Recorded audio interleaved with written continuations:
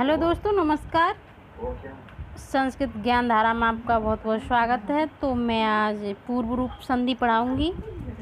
तो चलिए शुरू करते हैं बिना किसी देरी के। तो पूर्व रूप संधि, ठीक है। पूर्व रूप संधि, ठीक है। इसका सूत्र है एंग एंगः पदांत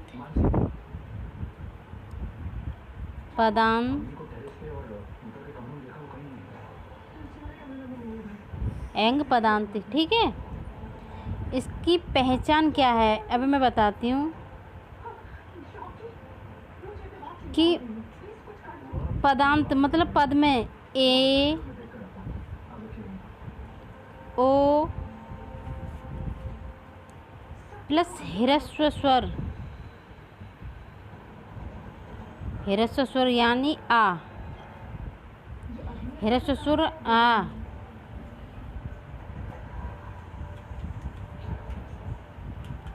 यानी कि ह्रस्व आ, स्वर का मतलब आ, ह्रस्व आ आएगा। ऐसा भी कह सकते हैं हम कि ह्रस्व पदांत के ए ओ के साथ ह्रस्व का मेल होने पर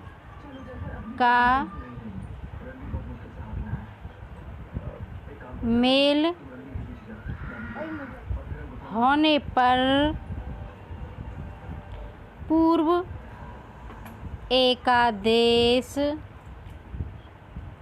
होता है तथा परवर्ती ह्रस्व आ के स्थान पर अवग्रह, जो पर में होता है, पर के स्थान पर अवग्रह चिन्ह, यानी कि अवग्रह चिन्ह कहते हैं हम। जैसे एस इंग्लिश में आप अंग्रेजी में एस बनाते हैं, इसे क्या कहते हैं? अवग्रह। इसे हम अवग्रह कह सकते हैं। तो उसके स्थान पर आ के स्थान पर अवग्रह कर दिया जाता है। जैसे कि देखो ए ओ प्लस ह्रस्व, इधर हमारा ह्रस्व आ होगा, ठीक है। तो यहाँ तो हमारा यही रहेगा, सेम जो है वही रहेगा, यहाँ कोई परिवर्तन नहीं होगा। यहाँ क्या होगा हमारा, ये हो जाएगा, आ की जगह क्या हो जाएगा हमारा, ये अवग्रह चिन्ह बन जाएगा, ठीक है। तो देखो एग्जाम्पल दिखाती हूँ मैं एक दो। कहने का मतलब मेरा ये है कि जब ए ओ के साथ, यानी पूर्व में ए, यानी कि उत्तर में पूर्व, या पहले कह सकते हैं, देखो उत्तर में इसके पूर्व में हमारा आ ए ओ हो, और पर में क्या हो हमारा, पर में ह्रस्व आ हो।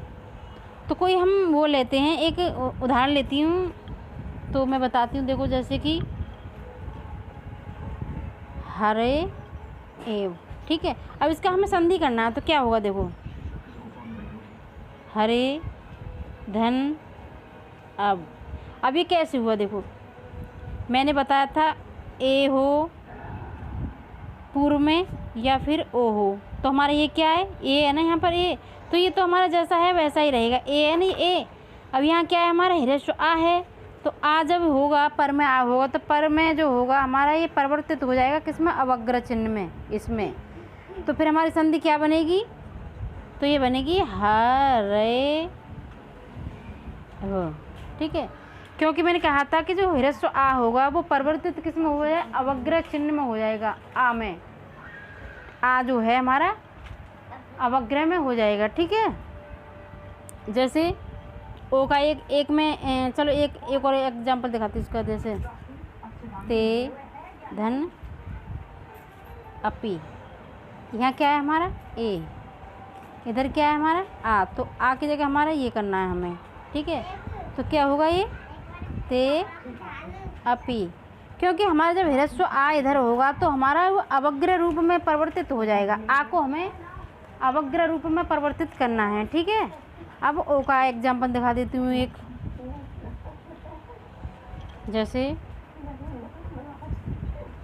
विष्णु धन अब, विष्णुधन अब।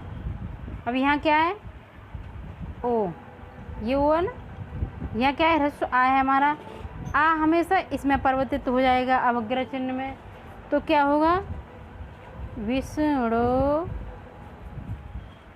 ठीक है ना। अब आपको समझ में होगा, कहने का मतलब यह है कि जो पूर्व में ए ओ होगा वो तो ऐसा ही रहेगा, ए ओ होगा हमारा वो यही रहेगा, और जो परवारा आ होगा वो हमारे बस इसमें परिवर्तित हो जाएगा, जिसे हम अवग्रह आ की आवाज़ देता है ये, मतलब ध्वनि इससे आ की आती है।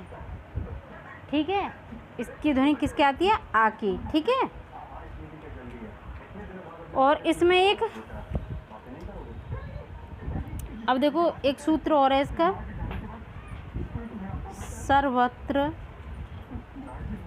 विभाषा गोहो। ठीक है, अब इसको बता देती हूँ कि जब पदांत में, पद के अंत में, पदांत का मतलब पद के अंत में गो शब्द के साथ, गो शब्द के साथ ह्रस्व आकार, ह्रस्व का मतलब समझेंगे छोटा है, जो ह्रस्व स्वर होते हैं, आकार का मतलब आ। जब ह्रस्व आ का मेल होने पर क्या होगा, होने पर पूर्व अथवा प्रकृति आदेश हो जाता है, पूर्व का प्रकृति आदेश हो जाता है, पूर्व में जो था उसका क्या हो जाएगा, प्रकृति भाव आदेश हो जाएगा। जैसे गो धन अग्रम, गोधन,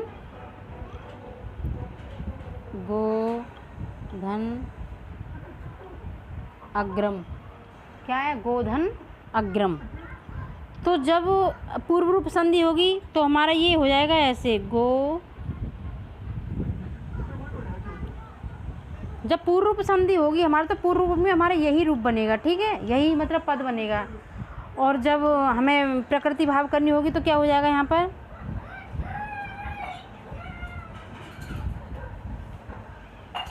गो अग्रम। क्योंकि कहने का तात्पर्य मेरा यह है कि जब गो शब्द पूर्व में हो,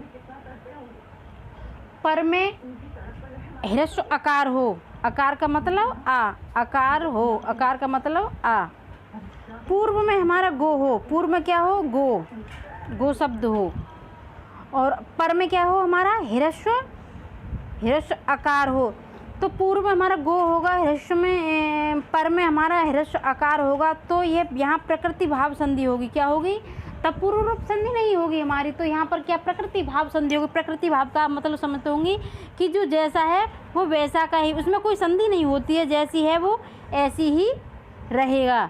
ठीक है, तो ये सबसे, ये बहुत उदाहरण आता है, मैं जो आपको बताया था, गो अग्रम, तो क्या होगा इसका, तो ये ऐसा ही हो जाएगा। ठीक है, गो अग्रम। ठीक है, इसमें कोई संधि नहीं होगी, कोई बदलाव नहीं होगा। प्रकृति भाव का मतलब होता है कि जैसा था वो वैसा ही रहेगा। ठीक है, तो आपको समझ में आ गया होगा। पूर्व रूप में क्या होगा कि आ ओ ए ओ, पूर्व में ए ओ हो और बाद में क्या हो, ह्रस्व आ हो, तब क्या हो जाता है, तो वहाँ पे आ का अवग्र रूप आ हो जाता है, आ, तो वो आ की ध्वनि देता है। अवग्र का मतलब ये। ठीक है, और प्रकृति भाव में होगा कि प्रकृति भाव में अगर पूर्व में गो शब्द हो, पर में ह्रस्व आ हो, तो वहाँ हमारी कोई संधि नहीं होगी, जो जैसा है वो वैसा ही रहेगा। ठीक है, यहाँ कोई संधि नहीं होगी। तो ठीक है, तो मैंने आपको पूर्व रूप संधि बताई। नमः संस्कृताय दोस्तों।